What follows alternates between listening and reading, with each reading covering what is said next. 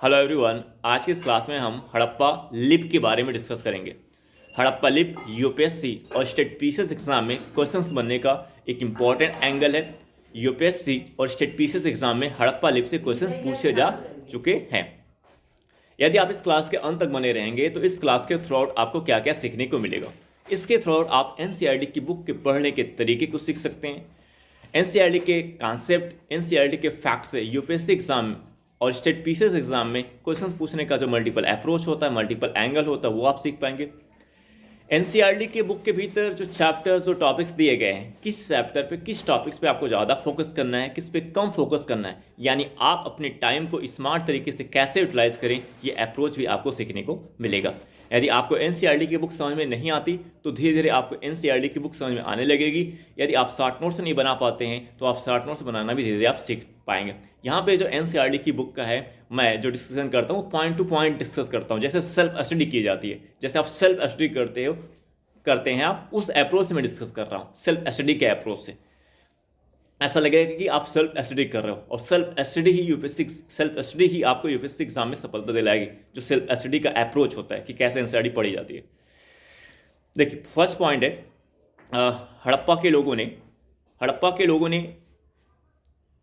लोगों ने प्राचीन मेसोपोटामिया के लोगों की तरह लेखन की कला का आविष्कार किया। इस फैक्ट को आप हाईलाइट कर लीजिएगा अपनी एनसीईआरटी की बुक में। हड़प्पा के लोगों ने प्राचीन मेसोपोटामिया के लोगों की तरह लेखन की कला का आविष्कार किया। यानी जिस प्रकार मेसोपोटामिया, अब यहाँ पे जो मेसोपोटामिया आ रहा है, मेसोपोटामिया क्या है, तो जिस समय हड़प्पा सभ्यता थी उसी समय की एक सभ्यता थी मेसोपोटामिया, जिसमें आज का सीरिया और इराक आता है। आज का जो सीरिया और इराक है, आज का जो इराक और सीरिया है, वो हड़प्पा सभ्यता के टाइम में क्या था, मेसोपोटामिया था। आज का जो इराक और सीरिया है वो हड़प्पा के समय में क्या था, मेसोपोटामिया था।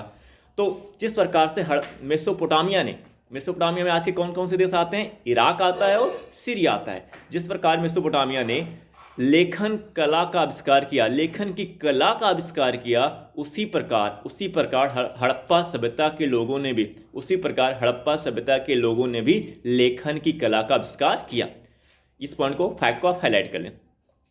अब नेक्स्ट पॉइंट की कब शुरू हुआ, तो इसका आविष्कार कब शुरू हुआ, तो देखिए, यद्यपि हड़प्पा लिप की खोज सन 1853 में हुई और संपूर्ण लिप की खोज सन 1923 में पूरी हुई। इस फैक्ट को आप हाईलाइट करिए, मोस्ट इंपॉर्टेंट फैक्ट है, बुलेट पॉइंट है ये। यद्यपि हड़प्पा लिप की खोज सन 1853 में हुई और संपूर्ण लिप की खोज सन 1923 में पूरी हुई। खोज कब हुई, 1853 में, लेकिन पूरा कब हुआ, 1923 में पूरी हुई। अब जैसे यूपीएससी एग्जाम में कैसे इस फैक्ट को, इस कॉन्सेप्ट को यूटिलाइज करके क्वेश्चन बना सकता है। जैसे उसने कहा कि हड़प्पा सभ्यता की खोज 1853 में हुई और 1853 में शुरू हुई और 1900 तक आते आते पूरी हो गई। तो आप देख रहे हो कि इसकी जो ये खोज पूरी हो रही है 1923 में पूरी हो रही है, यानी 20वीं शताब्दी में पूरी हो रही है। इसकी खोज 1923 में पूरी हो रही है, यानी 20वीं शताब्दी में। तो क्वेश्चन में स्टेटमेंट क्या डाल देगा, अगर ऐसा डाल देगा कि हड़प्पा सभ्यता की लिप की खोज 18वीं शताब्दी में शुरू हुई और 19वीं शताब्दी में पूरी हो गई। क्योंकि यूपीएससी एग्जाम में डेट नहीं लिखेगा, वो स्टेटमेंट बना के डालेगा, उस स्टेटमेंट के अंदर डेट इन्वॉल्व रहेगा बट दिखेगा नहीं डेट। वो क्या पूछेगा, जैसे आप एनसीईआरटी के कॉन्सेप्ट से, फैक्ट से आप क्या सीख रहे हो, आप ये सीख रहे हो कि हड़प्पा सभ्यता में लिप की खोज 1853 में हुई, लेकिन इस लिप की खोज पूरा कब हुआ, ये काम कब पूरा हुआ, इसकी खोज कब पूरी हुई, ये 1923 में पूरी हुई। हड़प्पा लिप की खोज सन 1853 में हुई और संपूर्ण लिप की खोज सन 1923 में पूरी हुई। यानी ये काम पूरा कब हुआ, 1923 में। शुरू कब हुआ, 1853 में, पूरा कब हो रहा, 1923 में। यानी शुरू हो रहा है 19वीं शताब्दी में और पूरा हो रहा है 20वीं शताब्दी में। शुरू हो रहा है 19वीं शताब्दी में, पूरा हो रहा है 20वीं शताब्दी में। अब यूपीएससी एग्जाम में क्वेश्चन डाल दिया कि हड़प्पा सभ्यता में लिप की खोज 17वीं शताब्दी में हुई और 18वीं शताब्दी में पूरी हुई, या हड़प्पा सभ्यता में लिप की खोज 18वीं शताब्दी में शुरू हुई और 19वीं शताब्दी में पूरी हुई, तो स्टेटमेंट क्या हो जाएगा, गलत हो जाएगा। तो ये अप्रोच आपको देखना है। इस अप्रोच से एनसीईआरटी को पढ़ा जाता है कि जो आप फैक्ट पढ़ें, अगर उस फैक्ट पे क्वेश्चन बनने का एंगल है तो आप देखें कि किस तरीके से यूपीएससी एग्जाम इसमें टर्न कर सकता है, घुमा सकता है। क्योंकि मैं अपनी तैयारी के दौरान यूपीएससी एग्जाम की 6 वर्षों की तैयारी जो हमने दिल्ली में रह के की, उस तैयारी के दौरान हमने प्रीवियस ईयर क्वेश्चन पेपर को एटलीस्ट कम से कम 15, 16, 17, 18 टाइम हमने सॉल्व किया है। एटलीस्ट 15, 16, 17, 18 बार हमने इसको सॉल्व किया है और 30 से 35 वर्ष के प्रीवियस ईयर क्वेश्चन पेपर को सॉल्व किया है। टेस्ट सीरीज को हमने मल्टीपल सॉल्व किया। तो इससे हमें एक अप्रोच पता चल जा रहा है कि कैसे, किस फैक्ट पे, किस कॉन्सेप्ट पे एंगल, किस तरीके से क्वेश्चन बन सकता है। तो पूरा का पूरा जो अप्रोच है, क्वेश्चन बनने का जो एंगल, वो दिमाग में फीड है। फैक्ट को देखते ही क्लियर हो जाता है कि अच्छा इस फैक्ट से, इस अप्रोच से क्वेश्चन पूछ सकता है। तो यही मैं आपके साथ शेयर कर रहा हूँ। इस फैक्ट को आपने हाईलाइट कर लिया। अब आगे देखिए, कुछ विद्वानों ने इसे वन पॉइंट, हालांकि अभी तक इसकी व्याख्या नहीं हुई, हालांकि अभी तक इसकी व्याख्या नहीं हुई, यानी ये जो लिप, हड़प्पा सभ्यता की लिप की जो खोज हुई है, इसे अभी तक पढ़ा नहीं जा सका है। मोस्ट इंपॉर्टेंट फैक्ट है। स्टेट पीसीएस एग्जाम में इस एंगल से मल्टीपल टाइम क्वेश्चन पूछा है कि क्या हड़प्पा सभ्यता में लिप पढ़ी जा सकी, हड़प्पा सभ्यता की जो लिप की खोज हुई थी उसे पढ़ा जा सका था या उसकी व्याख्या हुई थी। तो आप क्या सीख रहे हो कि हालांकि अभी तक इसकी व्याख्या नहीं हुई, हड़प्पा सभ्यता की जो लिप की खोज हुई है, इसकी व्याख्या अभी तक नहीं हुई, मतलब अभी तक इसे पढ़ा नहीं जा सका है। यानी ये क्या, अपठनीय है, इसे अभी तक पढ़ा नहीं जा सका है। जो हड़प्पा सभ्यता की लिप की खोज हुई है, इसे अभी तक पढ़ा नहीं जा सका है। ये मोस्ट इंपॉर्टेंट फैक्ट है। आप क्या सीख रहे हो कि हड़प्पा सभ्यता की जो लिप की खोज हुई है, इसे अभी तक पढ़ा नहीं जा सका है। कुछ विद्वानों ने इसे प्रोटो द्रविड़ भाषा या द्रविड़ियन के साथ जोड़ा है। मोस्ट इंपॉर्टेंट फैक्ट है।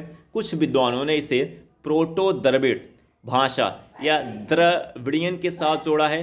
प्रोटो जिसके साथ लगता है, तो प्रोटो का मतलब इनिशियल, मतलब जो शुरुआती कंडीशन होता है। प्रोटो इनिशियल कंडीशन, जो शुरुआती चरण होता है किसी काम का, उसको हम प्रोटो बोलते हैं। इनिशियल कंडीशन, जो शुरुआती चरण, जो अभी मतलब स्टार्ट हुआ, मतलब अभी हमें थोड़ी सी जानकारी हुई है, बट किसी के बारे में पूरी जानकारी नहीं है।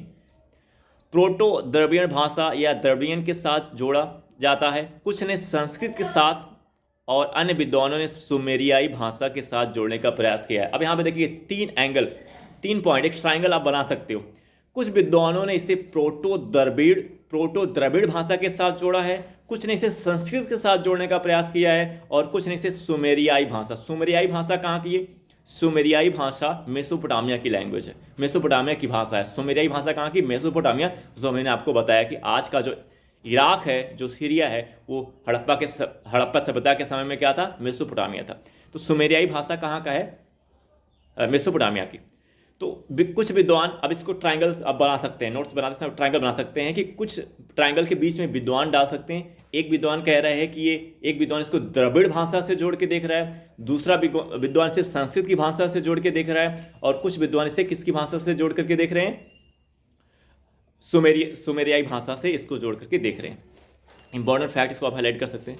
लेकिन इनमें से कोई भी अध्ययन संतोषजनक नहीं है। लेकिन इनमें से कोई भी अध्ययन जो है वो संतोषजनक नहीं है, यानी हमें सेटिस्फाइड नहीं करता है। लेकिन इनमें से कोई भी अध्ययन संतोषजनक नहीं है कि हम कन्फर्म उसके बारे में जान पाए कि क्या है, किस लैंग्वेज, कि वो संस्कृत लिपि में है, कि सुमेरियाई है, कि द्रविड़ है। ये कन्फर्म नहीं है, संतोषजनक नहीं। हम कन्फर्म नहीं कर सकते कि ये हड़प्पा लिपि इस भाषा में थी। ठीक है, मोस्ट इंपॉर्टेंट फैक्ट हाईलाइट कर सकते हैं इसको। चूंकि लिपि की व्याख्या, नेक्स्ट फैक्ट है, राम सर शर्मा क्या लिख रहे हैं आगे? चूंकि लिपि की व्याख्या नहीं हो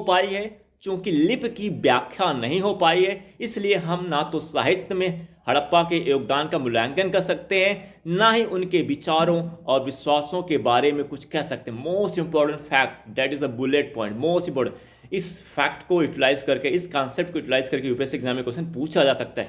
क्या कह रहा है? चूंकि लिपि की व्याख्या नहीं हो पाई है, इसलिए हम ना तो साहित्य में हड़प्पा के योगदान का मूल्यांकन कर सकते हैं, ना ही उनके विचारों और विश्वासों के बारे में कुछ कह सकते हैं। चूंकि लिपि की व्याख्या नहीं हो पाई है, यानी लिपि को पढ़ा नहीं जा सका है, इसलिए हम ना तो साहित्य में हड़प्पा के योगदान का मूल्यांकन कर सकते हैं, ना ही उनके विचारों और विश्वासों के बारे में कुछ कह सकते हैं। अब अगर इस फैक्ट को यूटिलाइज करके यूपीएससी एग्जाम में क्वेश्चन बनाता है कि हड़प्पा सभ्यता में साहित्य का विकास बड़े पैमाने पर हुआ, हड़प्पा सभ्यता में साहित्य का विकास बड़े पैमाने पर हुआ।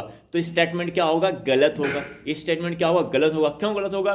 क्योंकि आप क्या सीख रहे हो कि यहाँ पे हड़प्पा सभ्यता की जो लिपि है, इस लिपि की व्याख्या नहीं हो पाई है, इसलिए हम ना तो साहित्य में हड़प्पा के योगदान का मूल्यांकन कर सकते हैं। इसलिए हम ना तो साहित्य में हड़प्पा के योगदान का मूल्यांकन कर सकते हैं, ना ही उनके विचारों और विश्वासों के बारे में कुछ कह सकते हैं। जब लिपि को पढ़ा ही नहीं जा सका है, तो हम कैसे कह सकते हैं कि हड़प्पा सभ्यता में साहित्य का विकास हुआ कि नहीं हुआ? इसलिए हम इसके बारे में कुछ नहीं कह सकते। इसलिए हम ना तो साहित्य में हड़प्पा के योगदान का मूल्यांकन कर सकते हैं, ना ही उनके विचारों और विश्वासों के बारे में कुछ कह सकते हैं। मोस्ट इंपॉर्टेंट फैक्ट है, इसको आप हाईलाइट कर सकते हैं, कॉन्सेप्ट है। अब आगे देखिए नेक्स्ट पॉइंट क्या है। पत्थर की मोहरों और अन्य वस्तुओं पर हड़प्पा लेखन के लगभग 4000 नमूने हैं।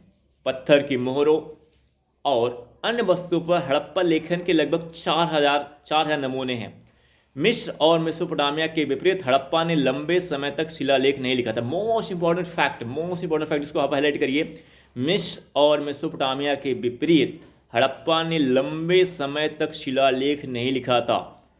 यानी मिस्र और मेसोपोटामिया के लोगों ने शिलालेख लिखा।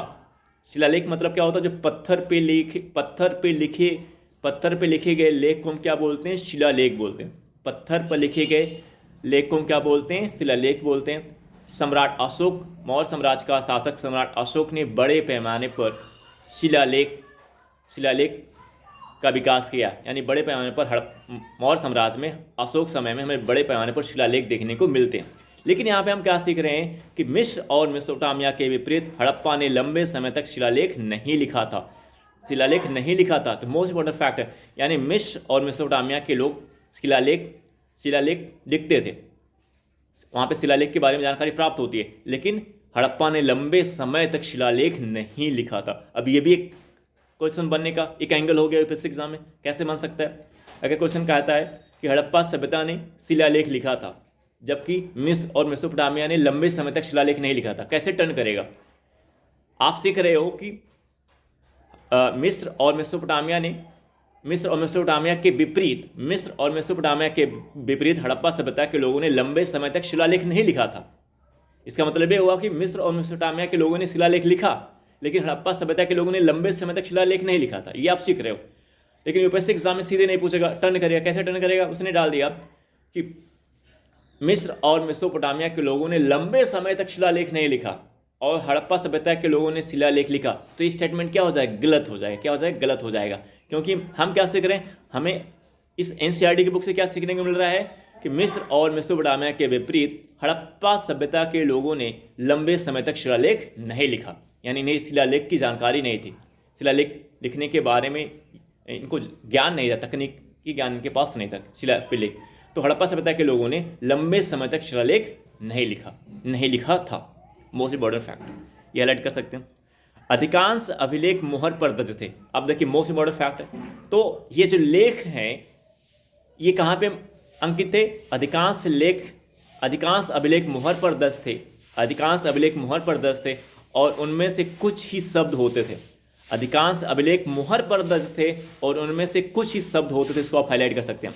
अधिकांश अभिलेख मुहर पर दर्ज थे और उनमें कुछ ही शब्द होते थे। हाईलाइट कर सकते हैं। आपने कहा कि हड़प्पा सभ्यता के लोगों ने लंबे समय तक शिलालेख नहीं लिखा था, तो इनके अधिकांश अभिलेख कहाँ पे दर्ज थे? लेख कहाँ पे दर्ज होते थे? मुहर पर दर्ज होते थे। अभी हमने आपको बताया भी हड़प्पा सभ्यता की जानकारी का महत्वपूर्ण सोर्स क्या है? मुहर है। मुहर पर दर्ज थे और उनमें से कुछ ही शब्द होते थे। अब देखो यहाँ पे हम सीख रहे हैं कि उनमें कुछ ही शब्द होते थे, और यूपीएससी एग्जाम में डाल सकता है कि उनमें बड़े पैमाने पर शब्द होते थे। देखिए कैसे यूपीएससी एग्जाम में क्वेश्चन टर्न करता है। हम सीख रहे हैं कि उस हम सीख रहे हैं कि जो अधिकांश अभिलेख हैं वो मुहर पर दर्ज होते थे जिनमें कुछ ही शब्द होते थे। तो यूपीएससी में क्या डाल सकता है कि बड़े पैमाने पर शब्द होते थे। तो यहाँ ध्यान देना कैसे वो चेंज करता है। हम क्या सीख के जा रहे हैं कि कुछ ही लिप होते थे, वो हमसे एग्जाम में क्या डाल दिया कि बड़े पैमाने पर लिप होते थे। अगर हमने इसे बारीकी से क्लियर नहीं किया तो हम एग्जाम में क्वेश्चन स्टेटमेंट को क्या कर सकते हैं? गलत कर सकते हैं। ये हाईलाइट कर सकते हैं। मोस्ट इंपॉर्टेंट फैक्ट है, कुछ ही शब्द होते थे। इसको आप यहां तक हाईलाइट कर सकते हैं। अधिकांश अभिलेख मुहर पर दर्ज थे और उनमें कुछ ही शब्द होते थे। आप यहां तक हाईलाइट कर सकते हैं। आगे देखिएगा, इन मुहरों का उपयोग धनी वर्ग अपनी संपत्ति को चिन्हित करने के लिए करते थे। मोस्ट इंपॉर्टेंट फैक्ट, यहाँ पे आप ये सीख पा रहे हो कि मोहर का प्रयोग किसके लिए किया जा रहा है। यूपीएससी एग्जाम में क्वेश्चन डाल दिया कि जो मोहर हड़प्पा सभ्यता की जानकारी का महत्वपूर्ण स्रोत है, उसके बारे में नीचे दिए कथनों में से कौन से कथन सही है, कौन से कथन गलत है। तो इसमें क्या सीखने को मिल रहा है कि मोहरों का उपयोग धनी वर्ग करते थे अपनी संपत्ति को चिन्हित करने के लिए, अपनी संपत्ति की पहचान के लिए। मोहरों का उपयोग धनी वर्ग अपनी संपत्ति को चिन्हित करने के लिए करते थे। मोहरों का उपयोग कौन करता था? धनी वर्ग अपनी संपत्ति को चिन्हित करने के लिए करते थे। कुल मिलाकर हमारे पास और एक पॉइंट हमने आपको पहले बता दिया था कि हड़प्पा मोहरों का प्रयोग बड़े पैमाने पर कहाँ पे किया जाता था? व्यापार में किया जाता था। हड़प्पा सभ्यता में बड़े पैमाने पर मोहरों का प्रयोग कहाँ पे किया गया? व्यापार में किया गया है। और कैसे पता चलता है? क्योंकि मेसोपोटामिया से बड़े पैमाने पर हड़प्पा मोहरों की प्राप्ति की गई, हड़प्पा मोहर की खोज की गई है। कुल मिलाकर हमारे पास लगभग 225, ये पॉइंट आपको हाईलाइट कर लेना है कि मोहरों का उपयोग धनी वर्ग अपनी संपत्ति को चिन्हित करने के लिए करते थे। Most important fact bullet point है। कुल मिलाकर हमारे पास लगभग 250 से 400 चित्रलेख हैं और एक तस्वीर के रूप में इसके प्रत्येक अक्षर में कुछ ध्वनि, विचार या वस्तु का अर्थ स्पष्ट होता है। इसको भी हाईलाइट कर सकते हैं। कुल मिलाकर हमारे पास लगभग 250 से 400 चित्रलेख भी देखने को मिलता है और एक तस्वीर के रूप में इसके प्रत्येक अक्षर में कुछ ध्वनि, विचार या वस्तु का अर्थ स्पष्ट होता है। ये हाईलाइट कर सकते हैं। हड़प्पा लिपि वर्णमाला के अनुसार नहीं थी। Most important fact, most important bullet point है क्वेश्चन बनेगा यूपीएससी एग्जाम के लिए। इसको आप हाईलाइट करें, बुलेट पॉइंट है ये। हड़प्पा लिपि वर्णमाला के अनुसार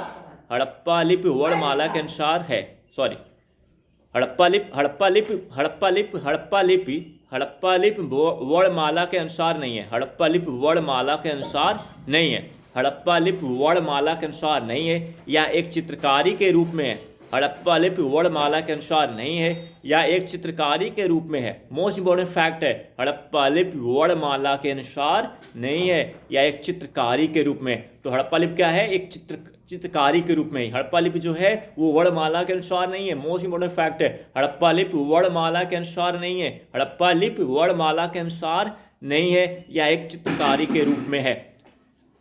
क्या रामशरण शर्मा की बुक के थ्रू आपको क्या सीखने को मिल रहा है कि हड़प्पा लिपि वर्णमाला के अनुसार नहीं है या एक चित्रकारी के रूप में है। ठीक है, ये आप सीख रहे हो। यूपीएससी एग्जाम में कैसे क्वेश्चन डाल देगा? यूपीएससी एग्जाम में इसने क्वेश्चन डाल दिया कि हड़प्पा की लिपि वर्णमाला के अनुसार है। हड़प्पा की लिपि वर्णमाला के अनुसार है, तो स्टेटमेंट क्या हो जाएगा? गलत हो जाएगा। यूपीएससी एग्जाम में कैसे डालेगा वो? टर्न करके कि हड़प्पा की लिपि वर्णमाला के अनुसार है, तो स्टेटमेंट क्या हो जाएगा? गलत हो जाएगा। क्योंकि हम क्या सीख रहे हैं? हड़प्पा की लिपि वर्णमाला के अनुसार नहीं है या एक चित्रकारी के रूप में है। ठीक है, मोस्ट इंपोर्टेंट फैक्ट इसको आप हाईलाइट कर लें। आगे देखिएगा, मेसोपोटामिया और मिस्र की समकालीन लिपियों के साथ इसकी तुलना करने के प्रयास हुए हैं। मेसोपोटामिया और मिस्र की समकालीन का मतलब उसी समय की जिस समय में हड़प्पा सभ्यता, उसी समय की समकालीन लिपियों के साथ इसकी तुलना करने के प्रयास हुए हैं, लेकिन यह सिंधु क्षेत्र में निर्मित होने के कारण पश्चिमी एशिया की लिपियों के साथ कोई संबंध नहीं दर्शाता। मोस्ट इंपोर्टेंट फैक्ट है, that is the bullet point. Most important fact यहाँ पे क्या लिख रहा है? रामशरण शर्मा के अनुसार इसमें क्या लिखा जा रहा है कि मेसोपोटामिया और मिस्र की समकालीन लिपियों के साथ इसकी तुलना करने के प्रयास हुए हैं। हड़प्पा लिपि की तुलना मेसोपोटामिया और मिस्र की साथ तुलना करने का प्रयास किया गया है, लेकिन यह सिंधु क्षेत्र में निर्मित होने के कारण पश्चिमी एशिया की यानी मिस्र और मेसोपोटामिया की लिपियों के साथ इसका कोई संबंध नहीं दर्शाता है। हम रामशरण शर्मा की बुक के थ्रू, एनसीईआरटी की बुक के थ्रू क्या सीख रहे हैं कि जो हड़प्पा की लिपि मेसोपोटामिया और मिस्र की लिपि के साथ कोई संबंध नहीं दर्शाता है। जो हड़प्पा की लिपि है वो मिस्र और मेसोपोटामिया की लिपि के साथ कोई संबंध नहीं दर्शाता है। ये हम सीख रहे हैं, कॉन्सेप्ट हम सीख करके जा रहे हैं। हम क्या सीख रहे हैं कि जो हड़प्पा लिपि है वो मेसोपोटामिया और मिस्र की लिपि के साथ कोई संबंध नहीं दर्शाता है। लेकिन यूपीएससी एग्जाम में कैसे हमें बेवकूफ़ बनाया जाएगा, कैसे स्टेटमेंट हमारे सामने रखा जाएगा कि हड़प्पा सभ्यता की लिपि मेसोपोटामिया और मिस्र के साथ संबंध रखती थी। वो क्या डाल देगा स्टेटमेंट में कि हड़प्पा सभ्यता की लिपि मेसोपोटामिया और मिस्र की लिपि के साथ संबंध रखती थी। तो स्टेटमेंट क्या हो जाएगा? गलत हो जाएगा। क्या हो जाएगा? गलत। क्यों गलत? स्टेटमेंट गलत क्यों है? क्योंकि हम सीख रहे हैं कि हड़प्पा लिपि का मेसोपोटामिया और मिस्र की लिपि के साथ कोई संबंध नहीं था। हम क्या पा रहे हैं कि हड़प्पा लिपि का मेसोपोटामिया और मिस्र की लिपि के साथ कोई संबंध नहीं था। तो यहाँ पे आपको ये भी आपको सीखने को मिल रहा है कि आप देख सकते हैं कि कैसे जो एनसीईआरटी का कॉन्सेप्ट और जो आप फैक्ट पढ़ रहे हैं उसी समय उसको एनालाइज कर लें, उसी समय अपने दिमाग में उस एंगल को सेट कर लें कि कैसे यहाँ से क्वेश्चन बन सकता है, किस तरीके से टर्न किया जा सकता है। तो जब ये अप्रोच एंगल होगा तो आपसे क्वेश्चन गलत कम होंगे। आपसे क्वेश्चन क्या होंगे? गलत कम होंगे।